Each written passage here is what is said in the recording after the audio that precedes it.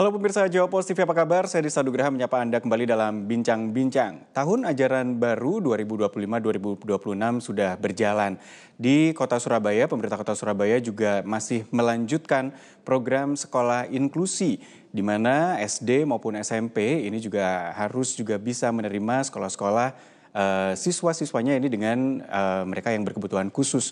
Untuk itu memang gurunya juga dibekali dengan kemampuan khusus untuk bisa mengajar dan mendampingi anak-anak dengan kebutuhan khusus ini. Tapi disitulah tantangannya. Apakah guru-guru ini sudah bisa menjadi guru-guru yang juga mendampingi para siswa ABK ini? Atau justru harus ada pelatihan-pelatihan lagi untuk bisa membuat kemampuan guru-guru ini bisa tepat untuk bisa mendampingi para siswa ABK? Ini akan kami bahas dalam Bincang-Bincang hari ini pemirsa, namun kami hadirkan video tayangan yang berikut ini terlebih dahulu.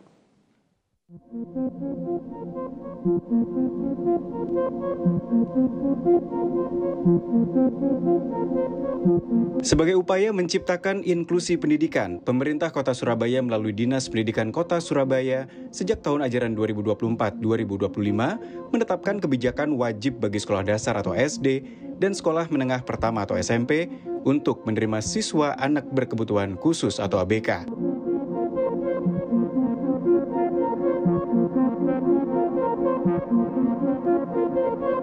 Langkah ini diambil dengan tujuan memberikan hak yang setara kepada seluruh anak di Kota Surabaya untuk mengakses pendidikan.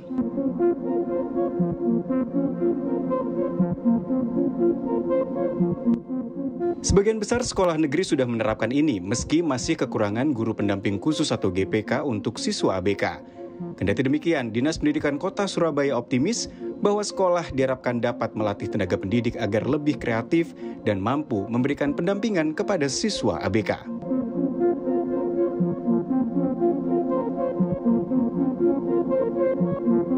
Siswa ABK yang diterima di sekolah negeri umumnya memiliki kategori ringan, sedangkan siswa ABK dengan kategori lain tetap dapat bersekolah di sekolah luar biasa atau SLB.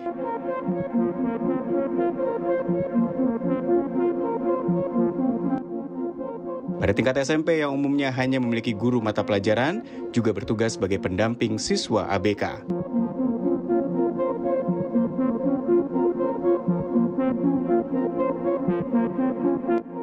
Lantas seberapa efektifkah kebijakan ini baik dari tingkat kemampuan dan perlakuan khusus yang harus menambah tugas sebagai pendamping siswa ABK, dan bagaimana dari segi psikis siswa yang sejatinya memerlukan pendampingan dan penanganan, serta lingkungan khusus namun harus berada di lingkungan pendidikan umum, di tengah masih banyaknya indikasi perlakuan bullying?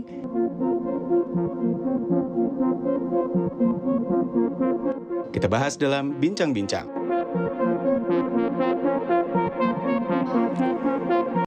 Untuk membahas topik ini, pemirsa, saya bersama dengan narasumber-narasumber yang sudah bersama kami di studio pada hari ini. Saya bersama dengan Ibu Ajeng Wirawati dari Komisi D DPRD Kota Surabaya. Bu Ajeng, selamat malam. Malam, Mas. Di tengah padatnya agenda hari ini, saya tahu agendanya padat hari ini dari pagi sampai malam hari ini. Betul. Disempatkan untuk bertemu dengan kami untuk membahas topik ini. Terima kasih. Di sebelah Ibu Ajeng ada Ibu Laksmi Wijayanti, seorang psikolog anak. Bu Laksmi, selamat malam. Selamat malam, Mas. Terima kasih Bu Laksmi sudah hadir, dan juga tentunya ada Pak Martadi sebagai pakar pengamat pendidikan dari UNESA. Pak Martadi, selamat malam. Selamat malam, Mas Dista. Terima kasih Pak Martadi, Bu Laksmi, dan juga Bu Ajeng sudah bersama kami di studio. Pemirsa, apakah sebenarnya guru-guru ini mampu untuk menjadi guru sekaligus mendampingi anak-anak ABK? Itu yang menjadi fokus perhatian kami malam hari ini. Tapi kami mulai bahas usai jeda. Kami akan segera kembali.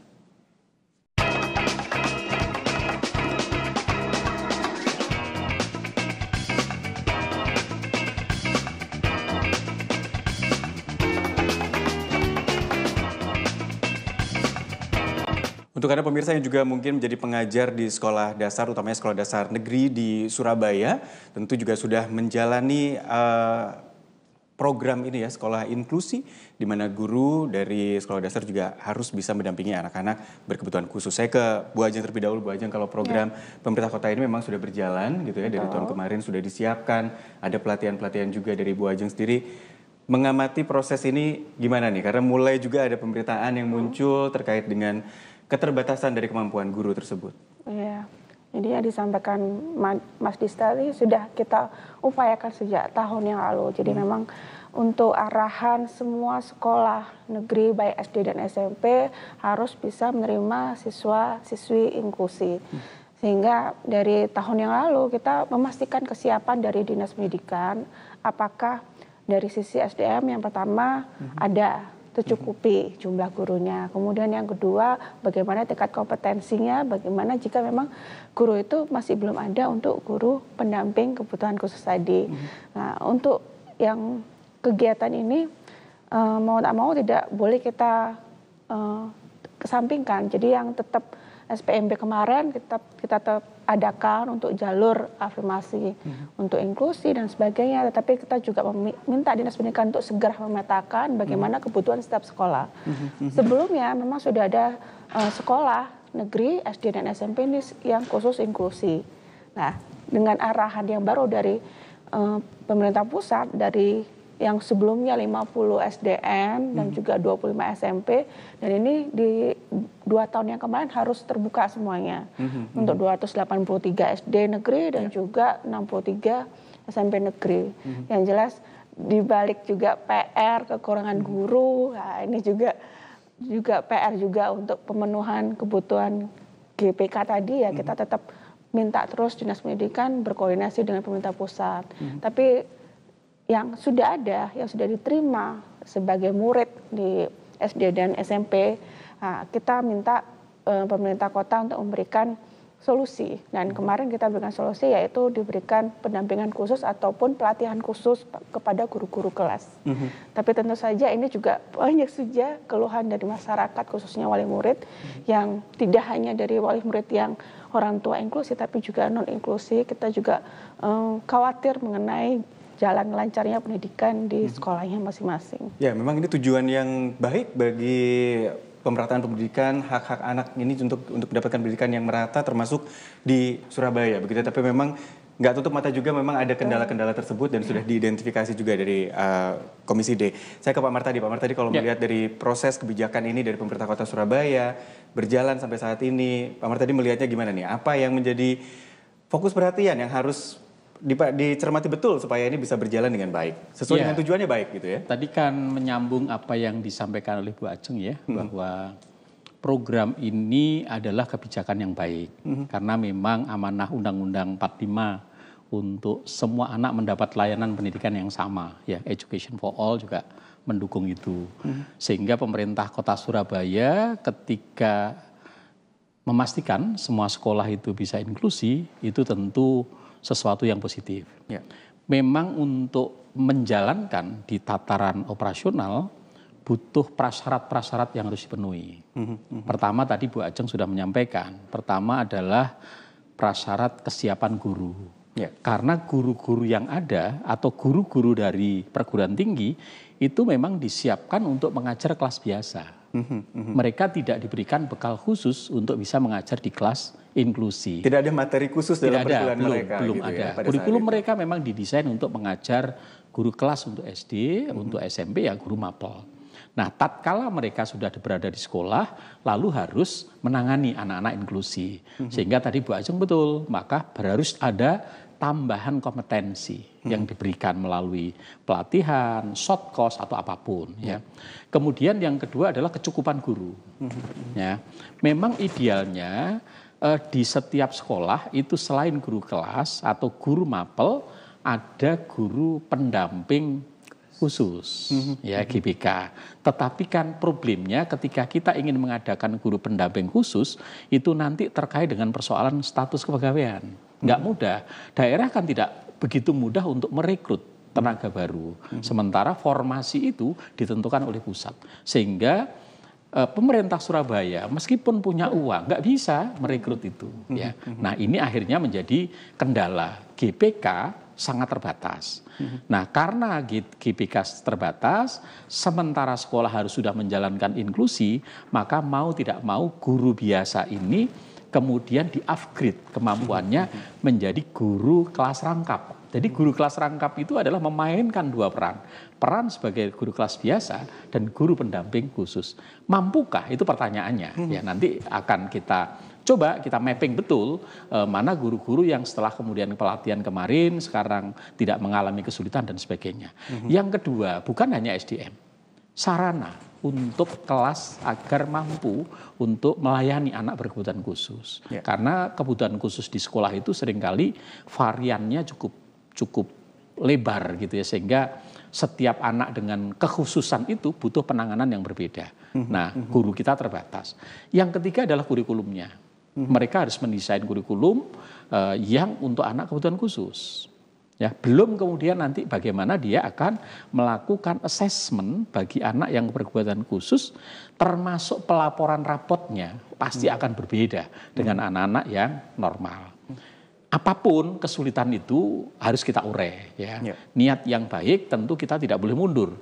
Justru yang harus kita lakukan adalah dengan pengalaman 1 tahun yang lalu perlu dievaluasi, lalu kemudian di mana titik yang kurang, kemudian di tahun ini bisa kita support sehingga niat baik teman-teman di DPRD, pemerintah kota untuk memastikan semua anak Surabaya mendapatkan akses pendidikan itu bisa terpenuhi. Kalau ada kesulitan ya kita harus cari solusinya bersama-sama. Saya kira itu, Mas. Ya, baik. Nanti saya juga pasti akan ke Bu Laksmi juga nih, pandangan dari sudut psikologi anak seperti apa. Karena kalau tadi Pak Mar tadi bilang ya ini mereka guru-guru ini kan dalam masa pendidikan mereka dulu tidak ada pendidikan khusus terkait dengan ini gitu ya. Karena bukan guru, kalau dulu kan anak berkebutuhan khusus biasanya di SLB begitu ya Pak Bu ya. Nah sekarang memang bisa masuk ke sekolah negeri yang biasa. Nanti saya lanjutkan lagi pemirsa, namun kami jeda terlebih dahulu.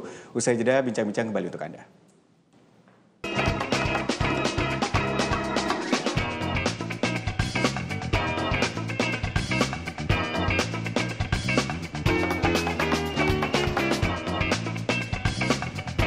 Inklusi tentu adalah tujuan yang mulia pemirsa, dan ini memberikan kesempatan juga anak-anak berkebutuhan khusus untuk bisa meraih pendidikan sama rata dengan anak-anak lainnya.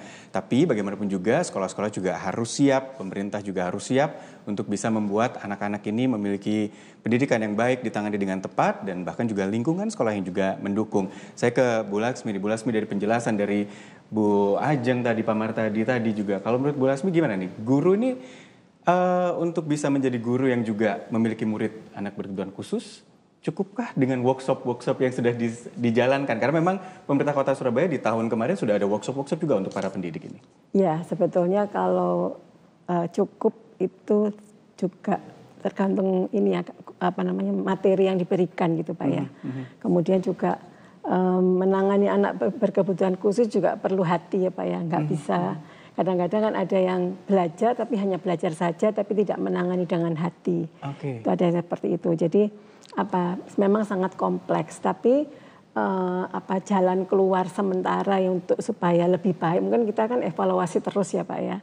Itu boleh bisa jadi untuk ada workshop, ada persiapan-persiapan untuk menerima anak berkebutuhan khusus seperti apa. Tidak hanya guru sebetulnya, tapi semua perangkat sekolah itu harus paham tentang anak berkebutuhan khusus, termasuk TU, admin dan sebagainya, satpam, semua itu harus paham tentang itu. Karena ada kemungkinan anak-anak ini lari keluarkan sekolah itu, kalau satpam nggak paham seperti apa kejadiannya gitu Pak. Itu mungkin yang dibilang lingkungan juga harus mendukung. Ya gitu betul. Ya, jadi seperti itu. Kemudian wali murid itu juga diberi tahu atau diberi pembekalan ya. Jadi kadang-kadang kan dari wali murid yang aku nggak mau lah anakku sekolah dibarengin sama anak-anak seperti itu gitu kan. Jadi merasa berbeda, anaknya lebih tinggi dan seterusnya, itu juga mesti dipahamkan bahwa anak-anak seperti ini juga punya hak yang sama tapi dengan cara belajar yang berbeda seperti itu Pak. Jadi itu memang sangat kompleks banget dan itu perlu evaluasi dan dibetulkan programnya terus-menerus gitu. Jadi perlu evaluasi terus. Jadi kalau dibilang cukup rasanya jangan pernah merasa cukup justru ya Bu ya, karena harus terus di-upgrade lagi kemampuannya, di-upgrade lagi. Tapi kalau saya ganti pertanyaannya, bisa ya Bu ya, harusnya ya?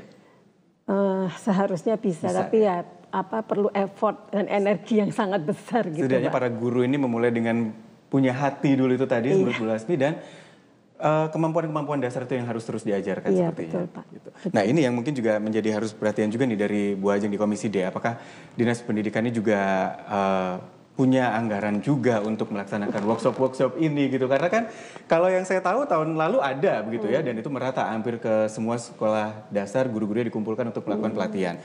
Tahun ini bagaimana, ke depannya bagaimana? Kalau tadi Bu Laksmi bilang ya harus terus di-upgrade sebenarnya. Kira-kira gimana? Memungkinkankah untuk itu? Iya, jadi untuk upgrade kompetensi guru, baik guru reguler yang sekarang menjadi rangkap, pastinya sangat diperlukan. Karena ini mau tidak mau kan setiap tahun ajaran baru biasanya kan kita mengikuti ataupun adaptasi dengan program-program baik itu kurikulum ataupun sistem dari pemerintah pusat. Sehingga dari Dinas Pendidikan pastinya kita juga pastikan anggaran cukup lebih dari 20% itu tadi dari APBD Kota Surabaya supaya memastikan keterpenuhinya untuk kompetensi guru-guru itu tadi. Dan kalaupun sekarang tetap berlanjut untuk guru rangkap, nah itu banyak kendalanya, salah satunya guru yang dulunya GPK, kemudian karena masih belum terbukanya kuota untuk penerimaan CPNS atau P3K, akhirnya yang dulunya kita punya guru GPK ini, akhirnya di tes begitu ya, akhirnya lulusnya lewat P3K ataupun CPNS. Nah, akhirnya beliaunya tuh kebanyakan ya ada ditempatkan di SMP ataupun di negeri, jadi sudah bisa mengajarkan sesama dengan guru lainnya. Seperti itu. Jadinya ada yang seperti itu, jadi sudah paham betul, tapi yang belum tidak ada yang tidak pernah ada guru GPK-nya ini, pastinya kan harus ada pendampingan khusus oleh Dinas Pendidikan. Sudah ada SPMB keluar, muridnya sudah dipetakan, sudah mulai asesmen para guru-gurunya, harusnya segera dilaporkan ke Dinas Pendidikan. Kemudian Dinas Pendidikan harus bisa meranking segala kebutuhan murid-murid ya. Apakah yang di sini tingkat kebutuhannya khusus seperti apa, seluruhnya berapa, kemudian juga mungkin autisnya atau ada pun bagaimana. Nah ini harus ada pendampingan khusus. Jadi jangan sampai Dinas Pendidikan meninggalkan atau lengah. Tetap harus didampingi terus. Ya rasanya nggak ditinggalkan juga sih ya. Ini memang harus menjadi pengawasan bersama juga dari DPRD, dari dinas juga harus diawasi bersama. Tapi kalau kembali ke guru pendamping khusus, saya ke Bu Lasmi kembali. Efektivitas dari guru pendamping khusus, apakah butuh satu sekolah satu atau satu orang bisa untuk beberapa sekolah, itu seperti apa kira-kira dalam gambarannya? Sebetulnya begini, anak berkebutuhan khusus itu kan unik ya, masing-masing punya kebutuhan sendiri-sendiri, kegangguannya itu juga beda-beda. Autis pun itu satu anak autis akan berbeda dengan autis yang lain. Sebetulnya idealnya memang satu orang GPK itu satu anak, idealnya seperti itu. Tetapi bisa juga ketika gangguannya hampir sama, mungkin bisa berdua seperti itu gitu. Seperti itu, masih bisa seperti itu. Tapi kalau lebih dari dua, saya kira ya harus ada penyusunan program. Jadi namanya PPI atau program pembelajaran individual. Jadi memang harus ada program-program seperti itu sehingga kekhususannya kelihatan. Jadi GPK ini juga menyusun itu. Sehingga bagaimana mendampingi anak itu sesuai dengan program individual yang dia buat. Dan itu disetujui oleh kepala sekolah, oleh wali kelas seperti itu ya. Seperti harusnya seperti kalau guru pendamping ya. Nah, wali kelas juga sekarang berarti kalau memang mau ideal harus membuat PPI tadi itu juga seperti itu Mas Gista. Jadi standar penanganannya itu seperti itu gitu ya. Sebisa mungkin arahnya ke sana gitu harusnya ya. Meskipun mungkin itu butuh effort yang luar biasa gitu ya, luar biasa besar. Tapi bagaimana juga untuk pendidikan, apalagi pendidikan anak ini juga menjadi sesuatu yang fokus, ini juga harus dipikirkan jalan keluarnya. Saya nanti ke Pak Martadi lagi nih. Sebenarnya kalau udah kondisinya seperti ini, kebutuhan di lapangan seperti ini, berarti sangat banyak yang harus dipikirkan ini untuk sistem ini bisa berjalan long last gitu ya. Tidak hanya 1 atau 2 tahun ke depan. Kami jeda terlebih dahulu pemirsa, bincang-bincang kembali sesaat lagi.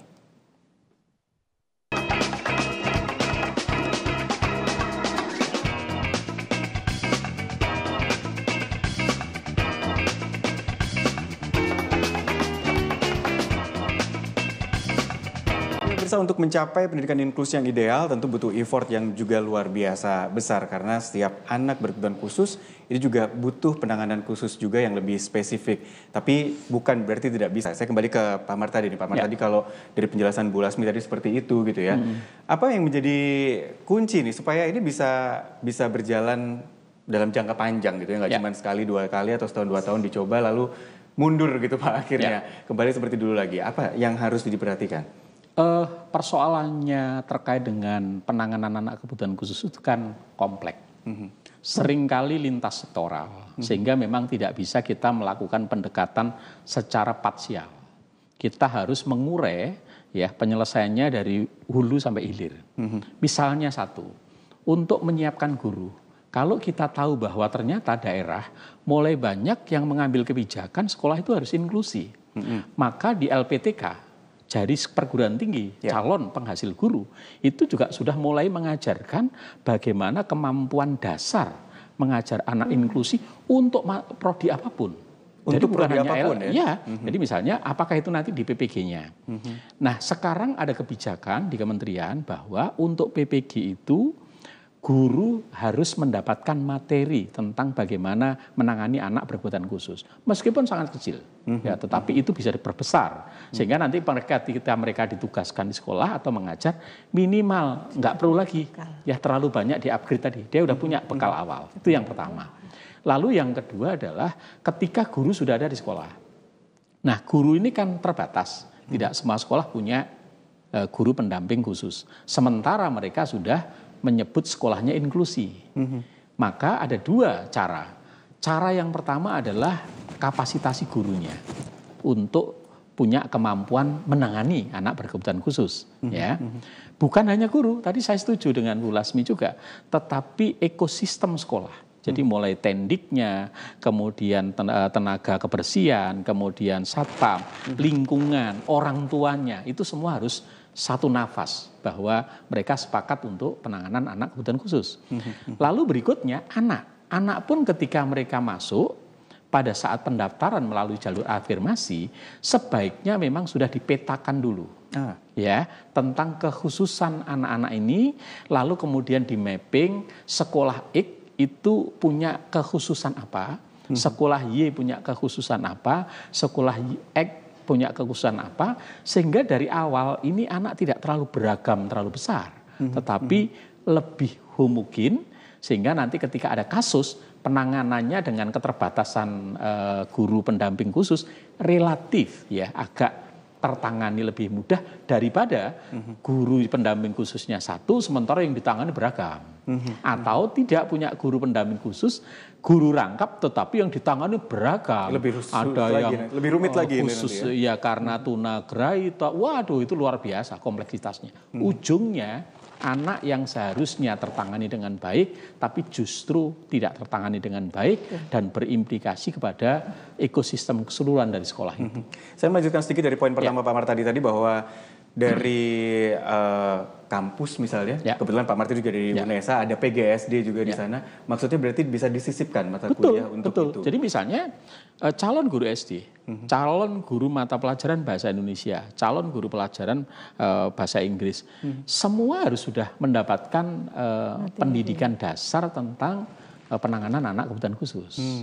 Tinggal nanti diperkuat lagi, misalnya ketika mereka sudah lulus S1 lalu masuk PPG. Di PPG juga diperkuat lagi. Nah, di S1 bisa saja itu menjadi 0 SKS gitu ya. Jadi mata kuliah 0 SKS atau itu menjadi mata kuliah MKBU ya yang diwajibkan.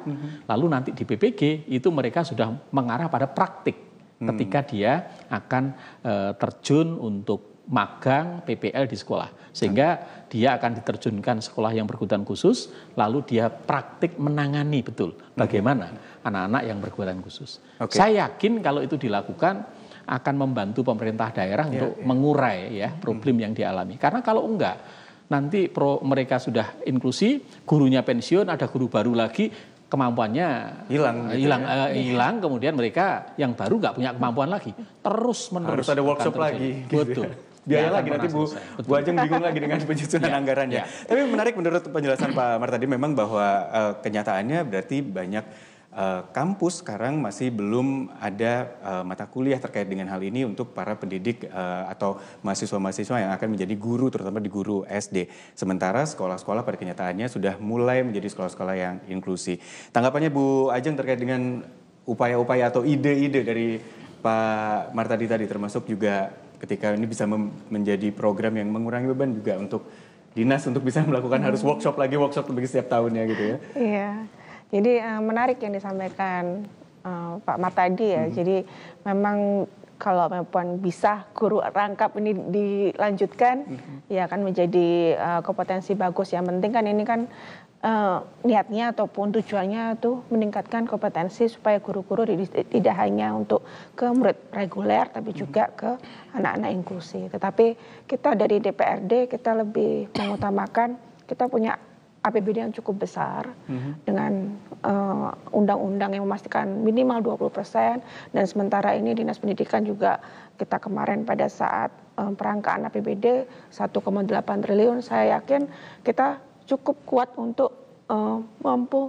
menambah pemenuhan GPK. Hanya saja kita juga butuh dukungan dari pemerintah pusat untuk memastikan kuota ini dari pusat supaya benar-benar ada untuk guru-guru GPK seperti itu. Sehingga setiap tahunnya GPK yang dahulu tidak ada formasinya diadakan untuk CPNS atau P3K tahun 2026 mendatang itu. Dan mungkin contoh lainnya kalau tadi saya juga berkomunikasi juga dengan Dinas Pendidikan, kalau guru reguler kan memang fungsinya kan untuk memastikan kompetensi dan juga niat ranking ataupun akademis anak-anak ya. Tapi kan untuk GPK kan ini tidak hanya fungsinya untuk akademis saja, tapi anak-anak supaya inklusi ini bisa beradaptasi dengan lingkungan masyarakat pada umumnya. Kalau memang permasalahannya harus dibedakan, harus didirikan di SLB, walaupun itu memang kadar kebutuhannya sangat minim, itu kan menjadi kerugian. Sehingga kita juga mendesak dan juga mendorong pemerintah kota supaya mencukupi kebutuhan gurunya. Reguler juga harus tetap terfokus untuk anak-anak yang memang membutuhkan kebutuhan nilainya atau akademiknya, tapi juga untuk yang inklusi tidak boleh tinggalkan, kok perlu ditambah untuk kuota GPK-nya seperti itu. Baik, menarik karena memang bagaimanapun juga ketika sekolah menjadi sekolah inklusi banyak hal yang harus dipikirkan, termasuk juga yang akan saya lanjutkan pertanyaan saya ke Bu Lasmi nanti adalah bagaimana membangun lingkungan yang baik untuk siswa-siswi berkebutuhan khusus ini. Usai jeda pemirsa bincang-bincang kembali.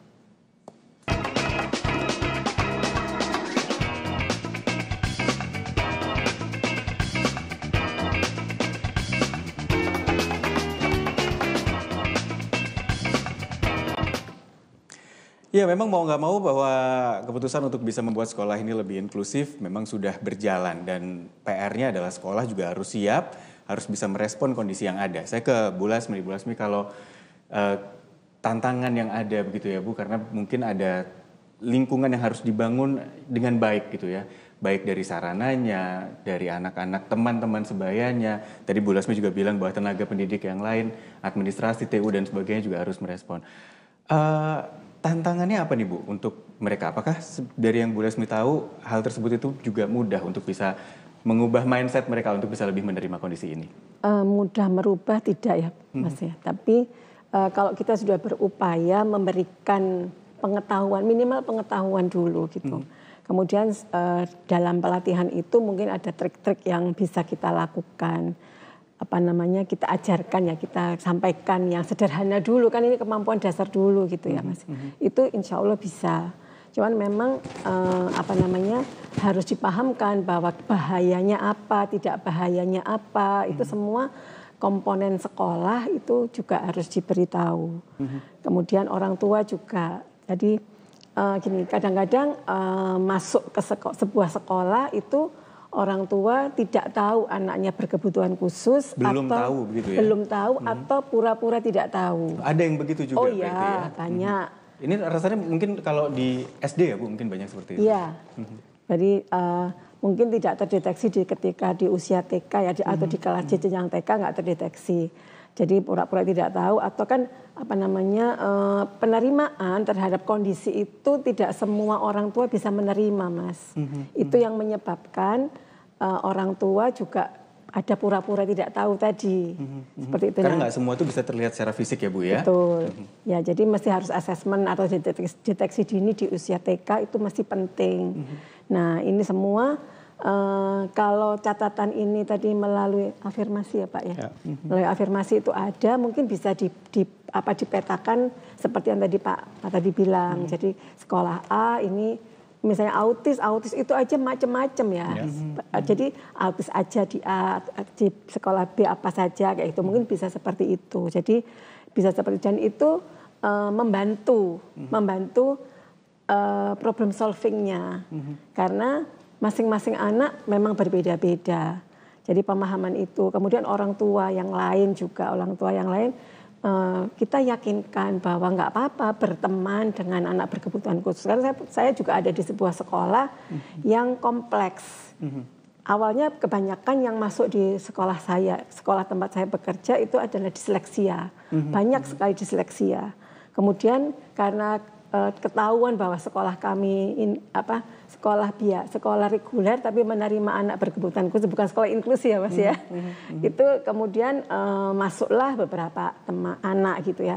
Tapi memang di awal kami ada asesmen dasar, asesmen awal.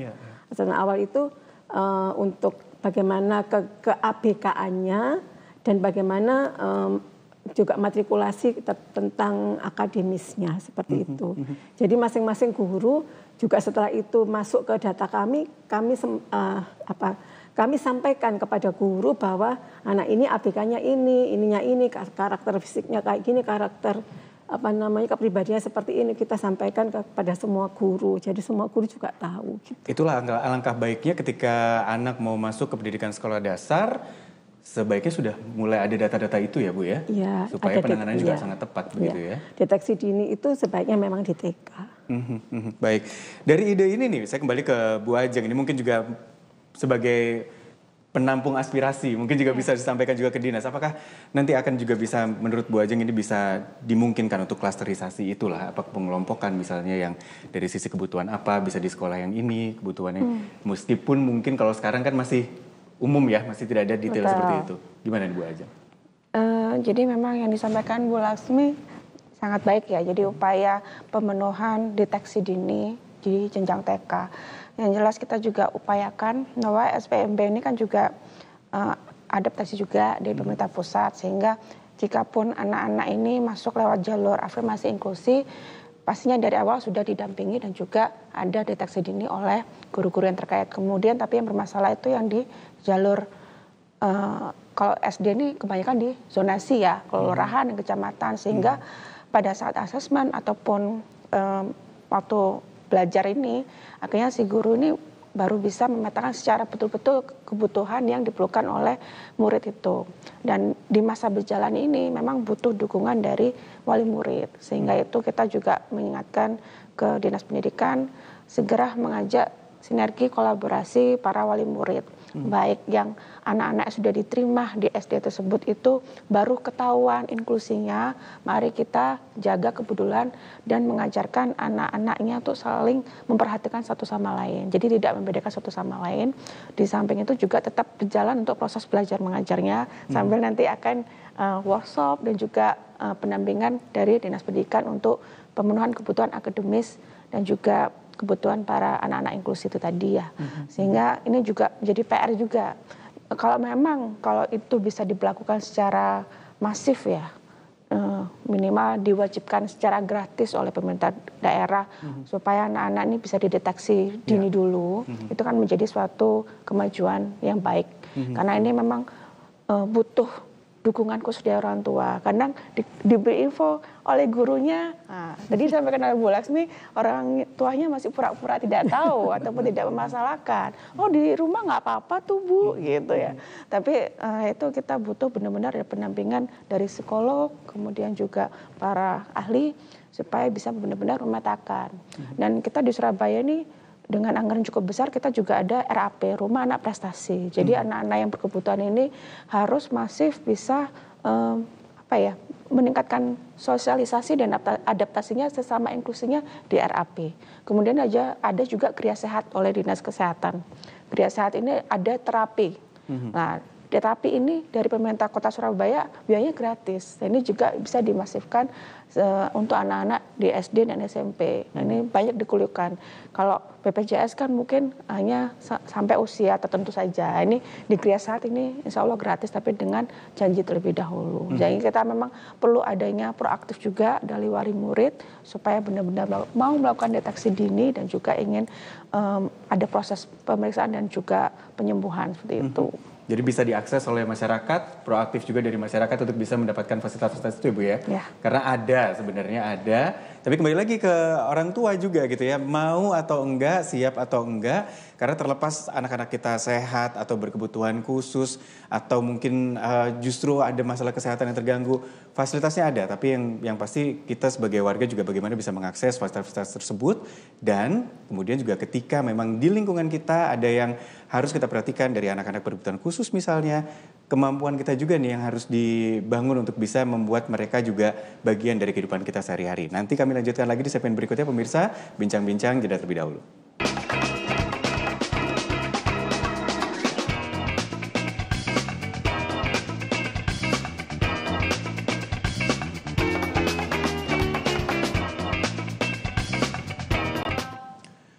Terima kasih pemirsa masih bersama kami dalam bincang-bincang dan kami masih membahas terkait dengan pendidikan bagi anak-anak berkebutuhan khusus di mana mereka juga bisa mengakses untuk pendidikan di sekolah-sekolah negeri seperti yang ada di Surabaya di SD maupun di SMP sama dengan siswa-siswi yang lain. Saya ingin mencermati juga kolaborasi antara pihak sekolah, orang tua siswa ketika sekolahnya menjadi sekolah inklusi. Saya ke Pak Mar tadi. Ya.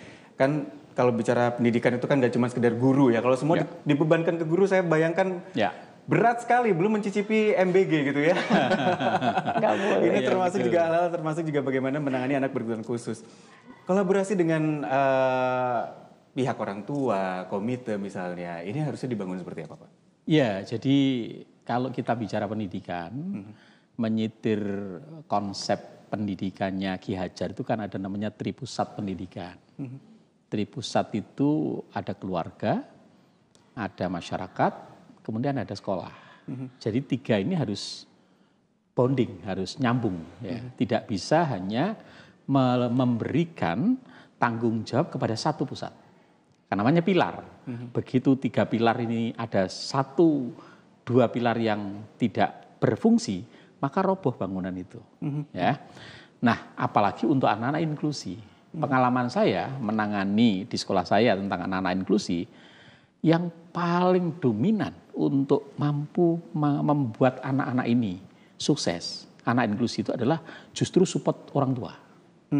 Kesadaran orang tua untuk memahami tentang kondisi putra-putrinya, lalu dia support penuh terhadap putra-putrinya itu, lalu berkolaborasi dengan sekolah, maka biasanya anak ini akan luar biasa.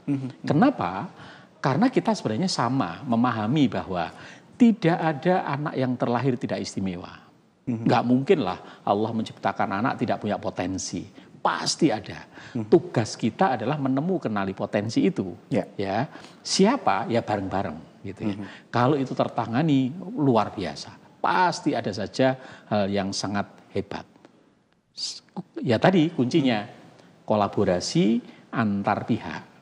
Oleh sebab itu menjadi penting ketika kita menangani anak inklusi itu komunikasi yang intens, kolaborasi yang baik antara orang tua, kemudian dengan sekolah, dengan masyarakat atau pemerintah itu menjadi penting, kunci. Ya. Bahkan ada beberapa sekolah yang dia tidak mampu menyiapkan guru pendamping khusus. Orang tua ini yang menyiapkan.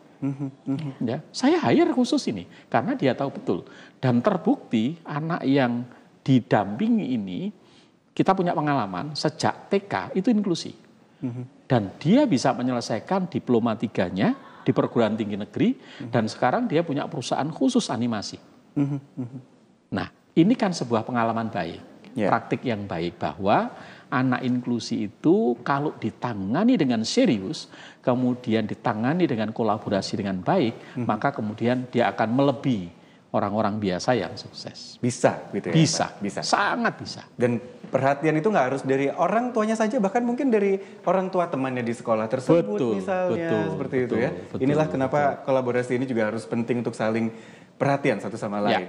Di kondisi yang seperti ini dengan segala tantangan yang ada, sekolah-sekolah SD juga harus terus berjalan menerima siswa-siswi ABK ini. Menurut Bu Lasmi pesan untuk para guru setidaknya supaya ini bisa berjalan dulu dengan baik, meskipun mungkin masih belum memenuhi standarnya, setidaknya apa Bu yang harus menjadi perhatian khusus di sini? Menerima tugas itu. Menerima tugas itu dulu. dengan berbagai macam mungkin bisa juga kan selain pelatihan juga bisa belajar ya. Jadi sekarang banyak sekali bahan-bahan yang bisa dipelajari langsung dari Mbah Google gitu. Dari YouTube seperti itu kan banyak sekali itu bisa dipelajari. Memang itu sense ya, ada hubungan dengan itu, tapi itu bisa dipelajari untuk menambah kita sendiri berpengetahuan. Jadi memang sebagai guru dan orang tua itu tidak berhenti belajar. Itu yang utama sampai kapanpun ya Mas. Jadi menerima dulu, memang ini menjadi tugas dan tanggung jawabnya, lalu belajar lagi mencari informasi-informasi lagi, karena itu juga menambah kemampuan mereka juga Bu ya. Dan ini nanti akan berimbas juga positif untuk anak-anak didiknya di kemudian hari. Terakhir saya punya beberapa menit untuk Bu Ajeng dari diskusi ini. Harapannya tentu ada pemikiran-pemikiran juga akan didiskusikan nanti pada dinas juga, nanti ketika mungkin Bu Ajeng bertemu dengan pihak-pihak sekolah, nanti juga akan menjadi perhatian juga. Bu Ajeng sendiri akan apa yang akan dijadikan perhatian utama nih untuk sekolah-sekolah dulu? Ya, untuk sekolah-sekolah pastinya kita juga tetap untuk meningkatkan sosialisasi supaya di setiap SD dan SMP ini bisa mau melaksanakan namanya deteksi dini, itu yang pertama. Kemudian yang kedua, memastikan untuk dinas pendidikan memenuhi keterpenuhan para guru dan juga sarana-prasarana supaya komitmen sekolah inklusi bisa sekolah di mana saja, tidak terbatas SD dan SMP-nya, harus bisa terlaksana dengan baik dan tidak setengah-setengah. Jadi memang butuh penanganan serius. Yang jelas kita memang niat kita adalah supaya tidak ada anak-anak yang putus sekolah. Kalau memang anak tersebut inklusi, kemudian juga dibutuhkan untuk sekolah yang luar biasa, ini kita juga minta pendampingan dari pemerintah kota supaya tetap di kota Surabaya tidak ada yang putus sekolah, semua anak bisa bersekolah dan juga tidak ada kasus pembulian, jadi bisa adaptasi antara siswa dan siswi reguler dan juga anak-anak inklusi.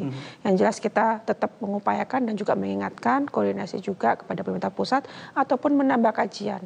Kalau memang tidak terbukanya kuota CPNS ataupun P3K, contohnya seperti itu, kita mengupayakan dengan adanya kelebihan APBD Kota Surabaya, perlulah dikaji mungkin adanya guru yang pelatih ya, kalau kita bilang pelatih bisa diupayakan menjadi pendamping khusus GPK, walaupun pastinya mereka juga butuh workshop ataupun pelatihan lebih, karena ini kan memang dari tingkat kemauan dan juga sense-nya ya, guru-guru mau nggak, kita masih belum ada kuota, kita tidak bisa mengapresiasi lebih, tapi kita ada untuk ada MOU ataupun kerjasama supaya bisa menjadi pelatih ataupun pendamping di sekolah-sekolah yang ada di kota Surabaya. Yang jelas kita minta terus Dinas Pendidikan mengkaji dan mengkoordinasi dengan pemerintah pusat. Baik, dan Surabaya harusnya bisa lah menjadi contoh ini. Iya, betul. Bu Ajeng, terima kasih dari Komisi DPRD Surabaya sudah hadir malam hari ini. Bu Lasmi juga terima kasih, dan tentunya Pak Martadi terima kasih untuk ulasan-ulasannya. Bisa pemirsa, asal itu tadi yang ada upaya-upaya, ada langkah-langkah juga termasuk bagaimana perhatian dari sekolah, dari masyarakat dan dari orang tua untuk pendidikan inklusi ini bisa berjalan dengan baik, utamanya di SD dan SMP termasuk yang ada di kota Surabaya. Terima kasih atas kebersamaan Anda, saya Dista Nugraha pamit. Selamat malam, sampai jumpa.